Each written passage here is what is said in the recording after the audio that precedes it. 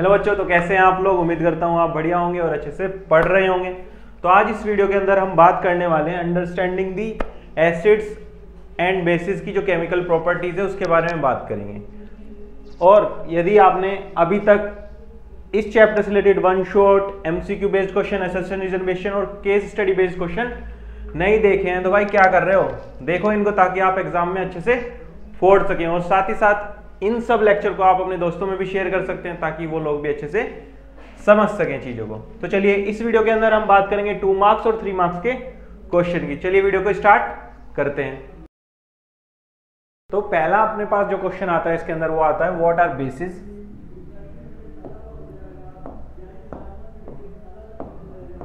मतलब बेस क्या होते हैं। How does a base like sodium hydroxide react with zinc. मतलब बेस क्या होते हैं, और यदि हमारे पास कोई बेस है जैसे कि NaOH बोलेंगे इसे, सोडियम हाइड्रोक्साइड, यदि वो जिंक के साथ रिएक्ट करता है तो क्या क्या होगा, कैसे रिएक्शन होगी। ठीक है, तो चलिए बात करते हैं।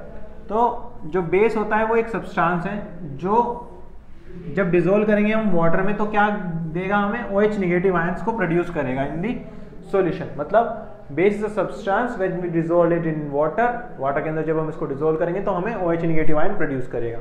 आगे क्या कहता है, sodium hydroxide react with zinc. और ये सोडियम हाइड्रोक्साइड जैसे एक बेस है वो रिएक्ट करेगा जिंक के साथ और क्या प्रोड्यूस करेगा, हाइड्रोजन गैस प्रोड्यूस करेगा। उसके साथ क्या बनेगा, सोडियम जिंकेट यानी एक कंपाउंड बनेगा। तो क्या होता है, सोडियम हाइड्रोक्साइड यानी NaOH जब रिएक्ट करता है जिंक के साथ तो क्या बनता है, सोडियम जिंकेट बनता है यानी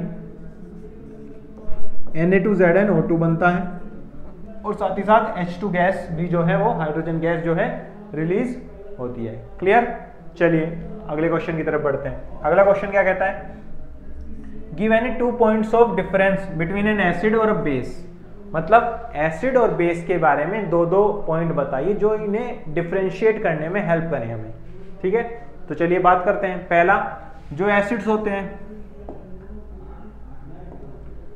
they turn blue litmus red and do not affect red litmus। मतलब यदि हम ब्लू लिटमस का यूज करें तो एसिड जो है ब्लू लिटमस को रेड कर देगा लेकिन रेड लिटमस पर कोई प्रभाव नहीं डालेगा, जबकि जो बेस होगा वो रेड लिटमस को ब्लू कर देगा लेकिन वो ब्लू लिटमस के साथ कोई कलर चेंज नहीं शो करेगा। क्लियर। पहला पॉइंट ये हो गया डिफरेंशिएट करने के लिए। दूसरा पॉइंट क्या हो सकता है कि they react with metal carbonates like Na2CO3 के साथ एसिड्स रिएक्ट करते हैं, क्या बनता है, सॉल्ट बनता है और CO2 गैस रिलीज होती है और वाटर फॉर्म होता है। लेकिन जो बेस है वो रिएक्ट नहीं करते, किसके साथ, मेटल कार्बोनेट के साथ रिएक्ट नहीं करते। They do not react with metal carbonates.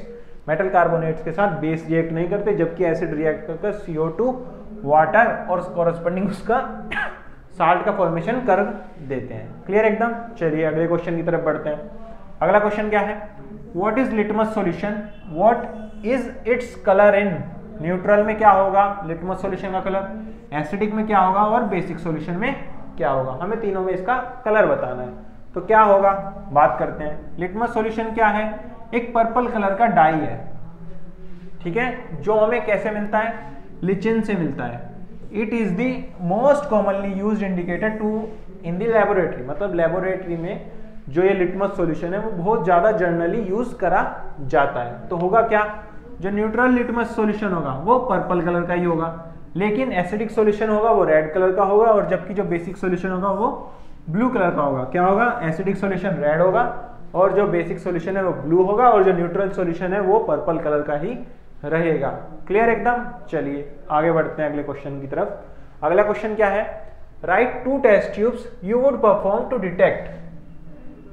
Test tube कह रहा हूं, टेस्ट बताइए 2 जो आप यूज करेंगे perform to detect whether the given colourless liquid is acidic acid और नॉट। यानी एसिडिक एसिड को चेक करने के लिए कि जो सॉल्यूशन है वो एसिडिक एसिड है या नहीं, उसके लिए 2 टेस्ट बताइए जो आप परफॉर्म कर सकते हैं। चलिए बात करते हैं 2 टेस्ट उनके बारे में। पहला क्या है, पहला है यदि हम we put a drop of the given colourless liquid on blue litmus paper, if the blue litmus paper changes to red, यदि हम उस सॉल्यूशन की कुछ ड्रॉप्स ब्लू लिटमस पेपर के ऊपर डालें और यदि वो रेड हो गया, क्या हो गया, रेड हो गया, तो इसका मतलब जो दिया हुआ एसिड है वो क्या है, एसिडिक एसिड है। क्या है, एसिटिक एसिड है। दूसरा, if we smell the liquid, यदि हमें दिया हुआ लिक्विड को हम स्मेल करें और स्मेल हमें विनेगर की जैसी आए, भाई विनेगर मतलब सिरका, सिरका तो सबने घर में यूज करते हैं जनरली, तो यदि हमें उसकी जैसी स्मेल आ रही है तो भी हम कह सकते हैं वो सॉल्यूशन क्या है, एसिटिक एसिड है। क्या है, एसिटिक एसिड। तो क्योंकि एसिटिक एसिड जो होता है वो एक तरीके से विनेगर ही होता है जो हम जनरली क्यूर में यूज करते हैं। क्लियर एकदम। चलिए आगे बढ़ते हैं। अगला क्वेश्चन क्या है, name the gas which is usually produced, उस गैस का नाम बताओ जो प्रोड्यूस होगी जब dilute sulphuric acid reacts with the metal, जब डाइल्यूट सल्फ्यूरिक एसिड मेटल के साथ रिएक्ट करेगा।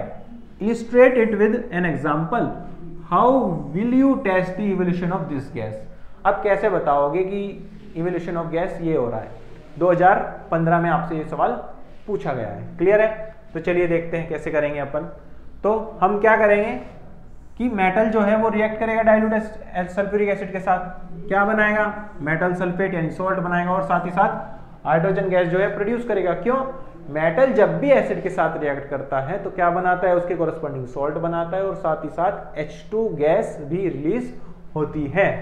जैसे कि एग्जांपल यहाँ पे दिखा रखा है, जिंक जो है H2SO4 के साथ रिएक्ट कर रहा है, यानी मेटल रिएक्ट कर रहा है एसिड के साथ, बना क्या रहा है, सॉल्ट बना रहा है, यानी ZnSO4 बना रहा है उसी मेटल का, और H2 गैस जो है यानी हाइड्रोजन गैस जो है प्रोड्यूस हो रही है। टेस्ट क्या होगा हाइड्रोजन गैस के लिए, हम क्या करें कि about 5 ml of dilute sulphuric acid को ले लें हम एक टेस्ट ट्यूब में, और उसके अंदर फ्यू पीस ऐड कर दें, किसके, जिंक ग्रेनुअल के, मतलब जिंक के छोटे छोटे पीसेज ऐड कर दें। क्या होगा, हाइड्रोजन गैस उससे इवोल्व होगी जो कि बबल बनाएगी, किसके अंदर, सोप के सॉल्यूशन के अंदर बबल का फॉर्मेशन करेगी। और यदि हम इस बर्निंग कैंडल लाते हैं उसके पास, तो हाइड्रोजन गैस का जो फिल्ड बबल है वो क्या करेगा, बर्न हो जाएगा, जल जाएगा, किसके साथ, विद पॉप साउंड के साथ, किसके साथ, पॉप साउंड के साथ वो बर्न हो जाएगा। क्लियर। चलिए अगला क्वेश्चन देखते हैं। अगला क्वेश्चन क्या कह रहा है, what do you observe when dilute HCl is added on zinc pieces, मतलब जिंक के पीसेस पे यदि हम डाइल्यूट HCl को ऐड करें तो क्या ऑब्जर्व करेंगे आप टेस्ट ट्यूब के अंदर। या how would you identify the gas evolve, right one use of this gas, मतलब इस गैस का एक यूज बताइए जो इवॉल्व होगी। या फिर दूसरे तरीके से कैसे पूछ सकता है, और का मतलब ये सवाल या तो इस तरीके से पूछ सकते हैं या इस तरीके से। दूसरे किस तरीके से पूछ सकते हैं कि which gas is usually liberated, कौन सी गैस यूजुअली लिबरेट होती है जब एसिड रिएक्ट करता है किसके साथ, मेटल के साथ। और illustrate with an example, example के साथ इलिस्ट्रेट करिए, मतलब समझाइए। How will you test for the presence of this gas, अब कैसे इस गैस की प्रेजेंस को टेस्ट करेंगे हमें ये भी बताइए। क्लियर है। तो चलिए देखते हैं क्या होगा कि एक कलरलेस गैस इवॉल्व होगी with a brisk bubbles from the test tube, test tube से एक गैस रिलीज होगी। कौन सी गैस रिलीज होती है, वो H2 गैस रिलीज होती है। कैसे, क्योंकि जब जिंक जो है वो रिएक्ट करता है, यानी मेटल रिएक्ट करता है किसके साथ, एसिड के साथ रिएक्ट करता है, तो क्या बनाता है, सॉल्ट बनाता है, और साथ ही साथ H2 गैस जो है वो प्रोड्यूस होती है। यहाँ पे वो कह रहा है जिंक मेटल रिएक्ट कर रहा है एसिड के साथ यानी HCl के साथ, प्रोड्यूस क्या हो रहा है, सॉल्ट यानी ZnCl2 बन रहा है, और साथ ही साथ H2 गैस जो है वो रिलीज हो रही है।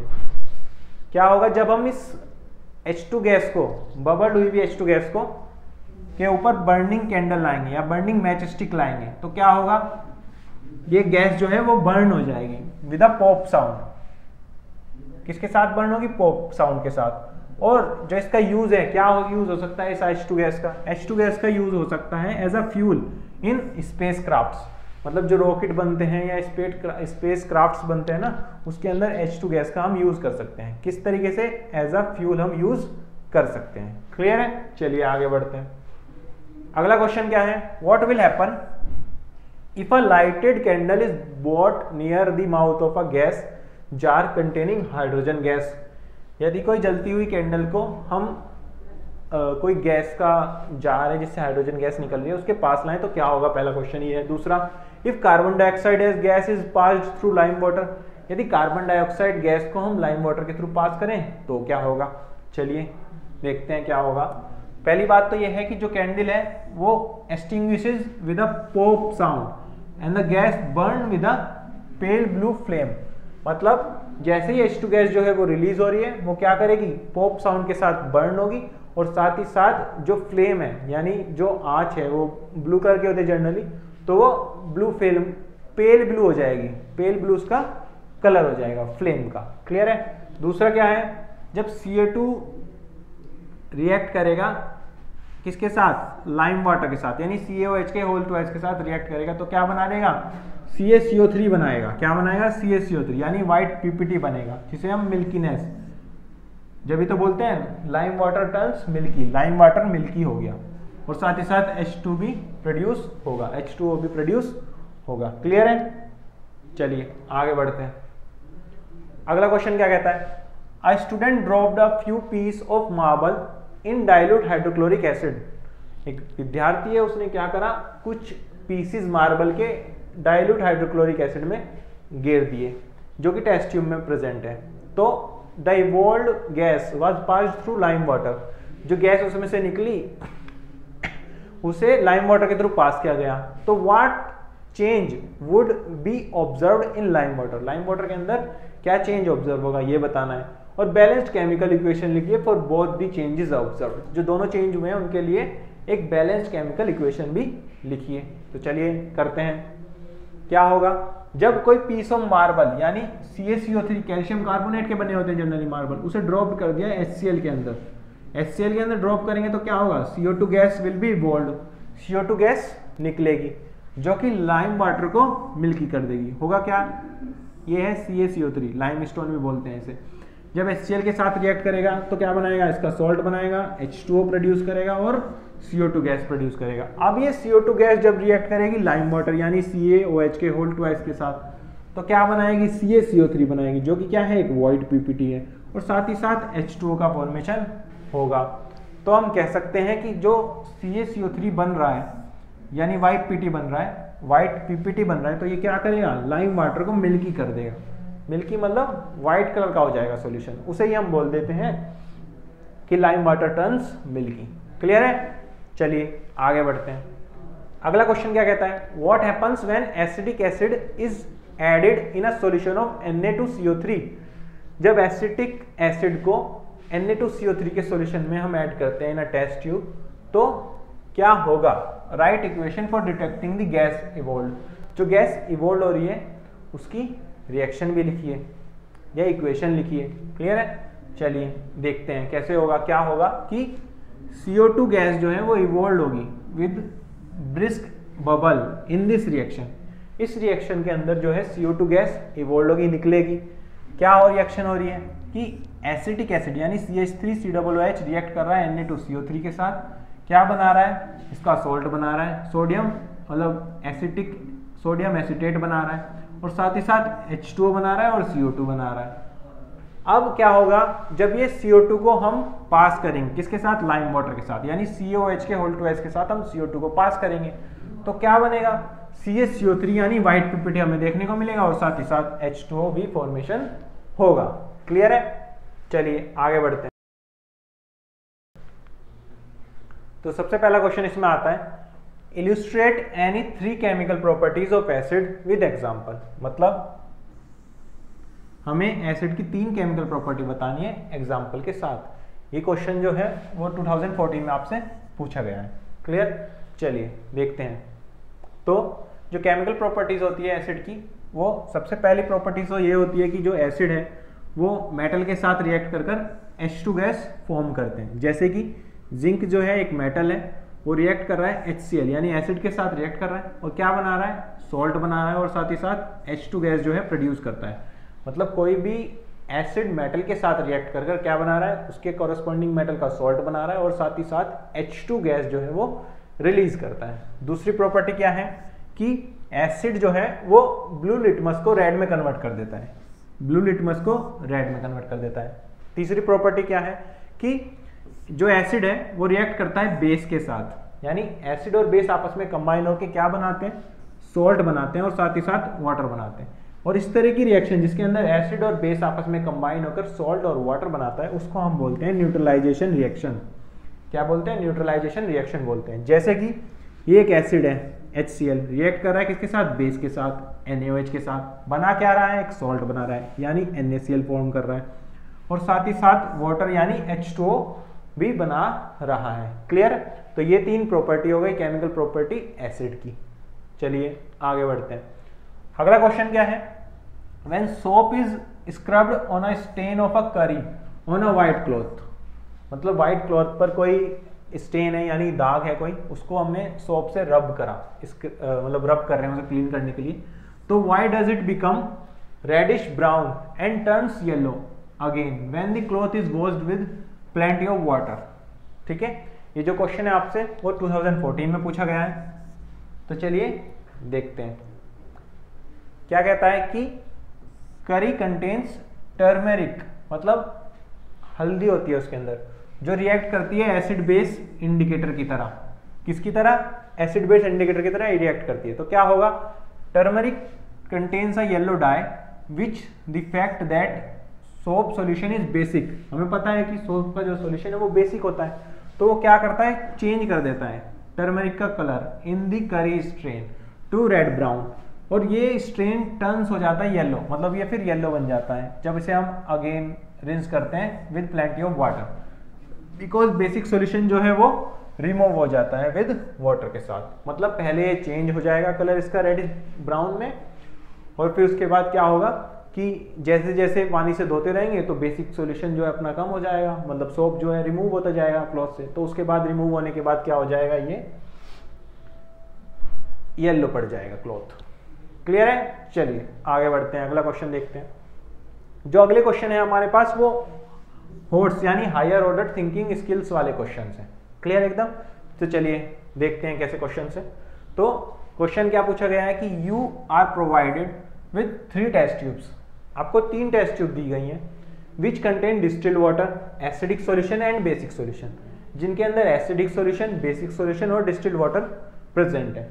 तो if you are given blue litmus paper only, यदि आपके पास केवल ब्लू लिटमस पेपर है, तो how will you identify the contents of each test tube? ये जो क्वेश्चन है वो आपसे 2015 में पूछा गया है। तो कैसे आइडेंटिफाई करेंगे आप? चलिए देखते हैं कैसे आइडेंटिफाई करेंगे हम।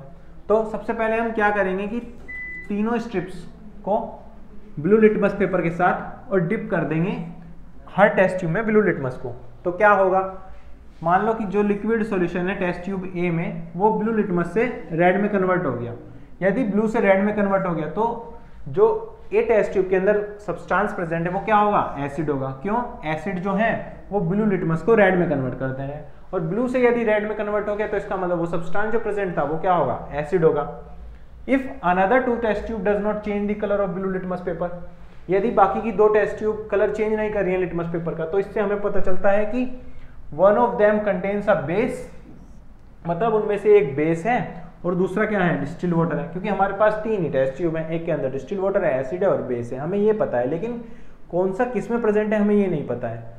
तो यदि हमने ब्लू लिटमस का यूज करके उसे रेड में कन्वर्ट कर पा रहे हैं तो इसका मतलब जो सॉल्यूशन है वो एसिडिक है। बाकी 2 बेसिक हो गए या न्यूट्रल हो गया, यानी डिस्टिल्ड वाटर हो गया उसके अंदर।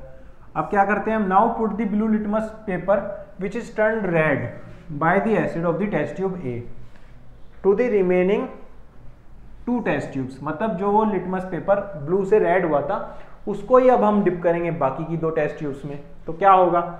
यदि liquid of the test tube B turns that red litmus paper to blue, यदि वो रेड वाले को वो ब्लू में कन्वर्ट कर देता है तो इसका मतलब क्या है? वो बेसिक है यानी बेस है। और यदि हम तीसरे वाले में भी यूज करें तो क्या होगा? Liquid in the test tube C does not turn the colour of the either blue और red litmus, thus this is a distilled water. मतलब यदि टेस्ट ट्यूब के अंदर हमने डिप करा, रेड डिप करा पहले, फिर ब्लू वाला भी डिप करा और कोई भी कलर चेंज नहीं आ रहा है, इसका मतलब वो जो सॉल्यूशन है वो कैसा है? डिस्टिल्ड वाटर है। क्लियर? चलिए आगे बढ़ते हैं। तो इसके लिए देखो हम ऐसे कर सकते हैं। स्टेप नंबर 1, पहला क्या करेंगे? Put blue litmus paper. A test tube के अंदर ब्लू लिटमस हमने डाला तो क्या होगा? रेड हो गया। रेड हो गया इसका मतलब ये क्या है? एसिडिक है। बी में डाला और सी में भी डाला तो ये ब्लू ब्लू रहे, इसका मतलब क्या है? वो या तो बेस हो सकता है बी वाला, या सी वाला बेस हो सकता है, या ये डिस्टिल्ड वाटर हो सकता है, या ये डिस्टिल्ड वाटर हो सकता है। क्लियर? अब हम क्या करें? यही रेड लिटमस पेपर जो है जो रेड हो गया था एसिड के द्वारा, जो एसिड में डाला हमने ब्लू लिटमस और वो रेड हो गया, उसी रेड लिटमस को अब हम बाकी बी में और सी में डाल रहे हैं। बी में हमने डाला तो हमने देखा कि वो ब्लू हो गया दोबारा, इसका मतलब क्या है, वो बी बेस है। और यदि सी में डाल रहे हैं तो वो लाल ही रह रहा है, इसका मतलब क्या है, वो डिस्टिल्ड वाटर है। तो ए जो है वो एसिड है, बी जो है वो बेस है और सी जो है वो डिस्टिल्ड वाटर है। इस तरीके से हम आइडेंटिफाई कर सकते हैं। क्लियर है? चलिए अगले क्वेश्चन की तरफ बढ़ते हैं। अगला क्वेश्चन क्या कह रहा है, write an activity to show the reaction of acids with metal carbonate and metal hydrogen carbonate salts. ये जो है आपसे 2017 में पूछा गया है। ठीक है, चलिए देखते हैं क्या कैसे हम करेंगे। क्या करेंगे हम कि हम दो टेस्ट ट्यूब्स लेंगे, एक को ए मार्क कर देंगे और दूसरे को बी मार्क कर देंगे। फिर उसके बाद हम करते क्या है, हम 0.5 ग्राम ऑफ सोडियम कार्बोनेट लेंगे टेस्ट ट्यूब ए के अंदर और 0.5 ग्राम सोडियम हाइड्रोजन कार्बोनेट लेंगे इन टेस्ट ट्यूब बी। मतलब एक टेस्ट ट्यूब के अंदर हम सोडियम कार्बोनेट ले रहे हैं, दूसरी टेस्ट ट्यूब के अंदर हम सोडियम हाइड्रोजन कार्बोनेट ले रहे हैं। अब हम क्या करते हैं कि हम 2 ml डाइल्यूट HCl मिलाते हैं दोनों टेस्ट ट्यूब में। ठीक है, और फिर उसके बाद क्या करेंगे कि पास कर देंगे गैस जो प्रोड्यूस होगी इन इस case through lime water. Lime water भी पास करेंगे उसके अंदर, तो lime water in each case will turn milky. तो जो लाइम वाटर है वो अपना मिल्की हो जाएगा। क्यों हो जाएगा, क्योंकि CO2 गैस जो प्रोड्यूस होगी दोनों में से, दोनों टेस्ट ट्यूब में से CO2 प्रोड्यूस होने के कारण लाइम वाटर जो है वो मिल्की हो जाएगा। ये उसका पूरा सेटअप है। क्या हमने लिया, एक हमने स्टैंड लिया जिसके अंदर हमने एक टेस्ट ट्यूब लगाई है, उस टेस्ट ट्यूब के अंदर हमने नीचे सोडियम कार्बोनेट लिया और डाइल्यूट हाइड्रोक्लोरिक एसिड गैस किया। तो दोनों रिएक्ट करेंगे तो क्या बनेगी, कार्बन डाइऑक्साइड बन रही है। अब कार्बन डाइऑक्साइड यहाँ पे गई, यहाँ पे हमने स्ट्रो लगा दिया है, तो कार्बन डाइऑक्साइड जितनी भी प्रोड्यूस हुई वो इसके थ्रू होकर इसके अंदर पास होगी। इसके अंदर पास होगी, हमने इसके अंदर लिया है कैल्शियम हाइड्रोक्साइड का सॉल्यूशन। तो जैसे ही CO2 गैस इसके अंदर जाएगी तो ये क्या कर देगी, इसे मिल्की कर देगी। Lime water turns milky.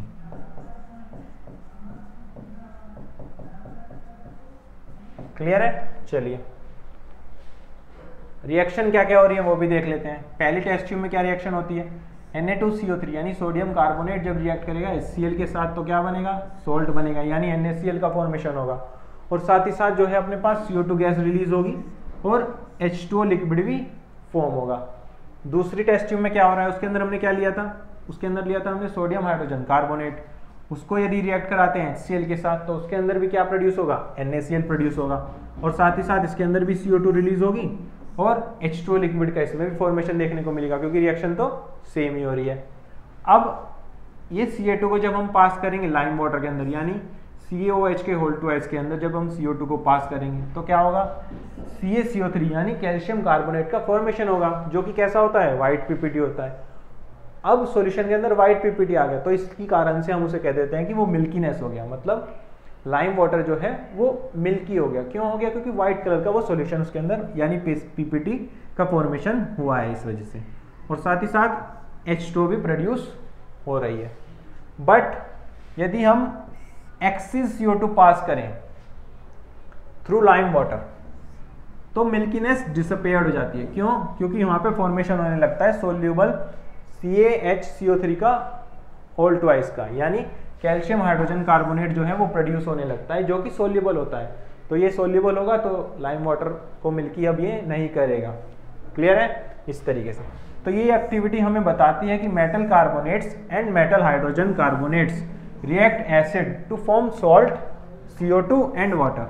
मतलब मेटल के कार्बोनेट और मेटल हाइड्रोजन कार्बोनेट्स जब रिएक्ट करते हैं किसी एसिड के साथ तो वो सॉल्ट बनाते हैं और साथ ही साथ CO2 गैस बनाते हैं और H2 लिक्विड का भी फॉर्मेशन करते हैं। इस एक्टिविटी से हम ये समझ सकते हैं। आई होप आपको समझ में आया होगा। चलिए अगले क्वेश्चन की तरफ चलते हैं।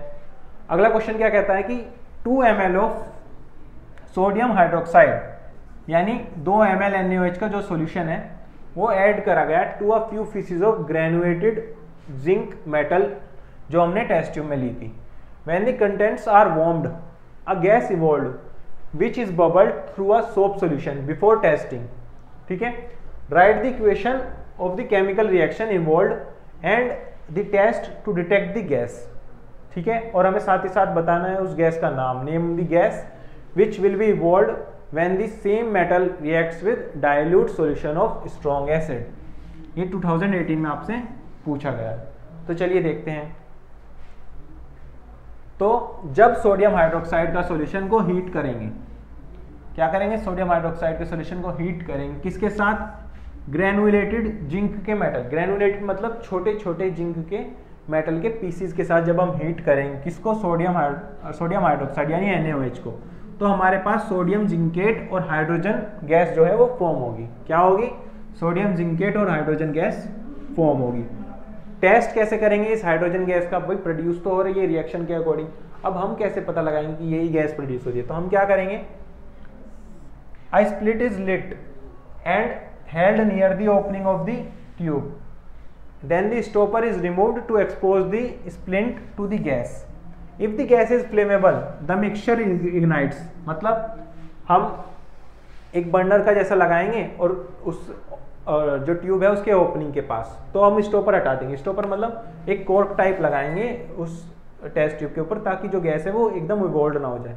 तो जैसे ही हम उसे कॉर्क को हटाएंगे तो यदि वो गैस फ्लेमेबल है यानी जल सकती है यानी बर्न हो सकती है, तो वो क्या हो जाएगी, इग्नाइट हो जाएगी, मतलब बर्न हो जाएगी। तो ये टेस्ट जो है कॉमनली यूज करा जाता है to identify hydrogen which burns with pop sound. यदि हाइड्रोजन होगी तो वो किस साउंड के साथ बर्न होगी, पॉप साउंड के साथ बर्न होगी। तो इसलिए हम इस जो टेस्ट को यूज करते हैं। दूसरा क्या बात कह रहा है कि when zinc reacts with dilute sulphuric acid, जब जिंक यानी मेटल रिएक्ट करेगा किसके साथ, एसिड के साथ रिएक्ट करेगा, यानी जिंक जो है रिएक्ट कर रहा है H2SO4 के साथ, तो क्या बनाएगा वो ZnSO4 यानी एक सॉल्ट का फॉर्मेशन करेगा और साथ ही साथ H2 यानी हाइड्रोजन गैस भी प्रोड्यूस करेगा। क्लियर है, चलिए आगे बढ़ते हैं। अगला क्वेश्चन क्या है, write the main difference between an acid and a base. Acid और बेस के बीच में एक मेन डिफरेंस बताइए with the help of suitable examples. Explain the term neutralization and the formation of acidic, basic and neutral. 2019 में पूछा गया है JMS 1 में। ठीक है बच्चों, तो इसके सॉल्यूशन की बात करते हैं।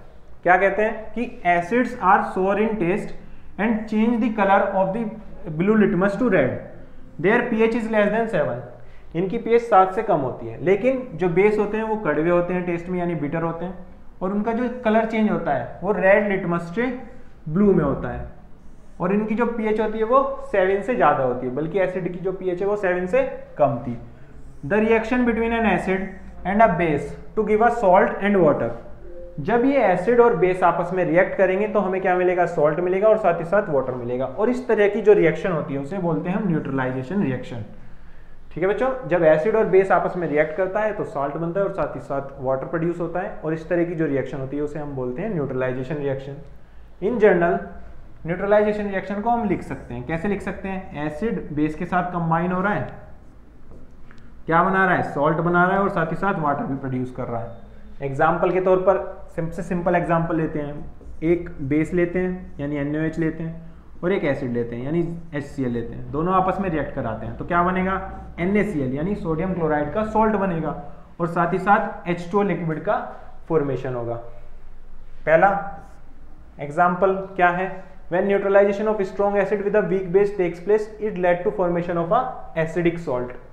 जब एक एसिड स्ट्रॉन्ग हो उसके साथ रिएक्ट कराए एक वीक बेस, ठीक है, तो CuSO4 बनेगा, H2O प्रोड्यूस होगा, एसिडिक सॉल्ट बनेगा। यदि न्यूट्रलाइजेशन हो वीक एसिड का स्ट्रॉन्ग बेस के साथ तो उसके अंदर क्या बनता है, बेसिक सॉल्ट बनता है, क्योंकि एसिड यहाँ पे ले रहे हैं वीक, बेस स्ट्रॉन्ग ले रहे हैं, मतलब यदि बेस स्ट्रॉन्ग लेंगे तो बेसिक सॉल्ट बनेगा, यदि एसिड स्ट्रॉन्ग लेंगे तो एसिडिक सॉल्ट बनेगा। तीसरा, जब न्यूट्रलाइजेशन करवाएं हम स्ट्रॉन्ग एसिड और स्ट्रॉन्ग बेस का, जब स्ट्रॉन्ग एसिड ही हो स्ट्रॉन्ग बेस ही हो तो जो सॉल्यूशन होगा वो न्यूट्रल होगा, यानी एक सॉल्ट ही बनेगा, खाली न्यूट्रल सॉल्ट बनेगा। जैसे NaOH प्लस HCl रिएक्ट करके NaCl प्लस H2O का फॉर्मेशन कर रहे हैं, जो NaCl है वो एक न्यूट्रल सॉल्ट है।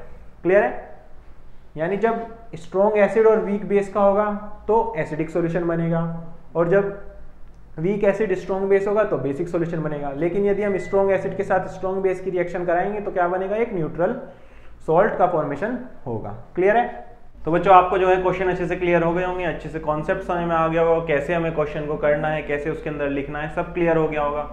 तो इसी तरह से हम बाकी चैप्टर्स की भी ऑलरेडी अपलोड कर रहे हैं, धीरे धीरे आपको मिलते रहेंगे। डिस्क्रिप्शन बॉक्स में एक लिंक होगा, उसके अंदर आपको प्लेलिस्ट बनी हुई है, वहाँ पर बाकी चैप्टर्स के भी इसी तरीके के क्वेश्चन अपलोड किए गए हैं, तो उनको भी जरूर देखें और साथ ही साथ अपने दोस्तों में शेयर करें। तो चलिए मिलते हैं अगली वीडियो में, तब तक के लिए अपना ध्यान रखें और अच्छे से पढ़ते रहें।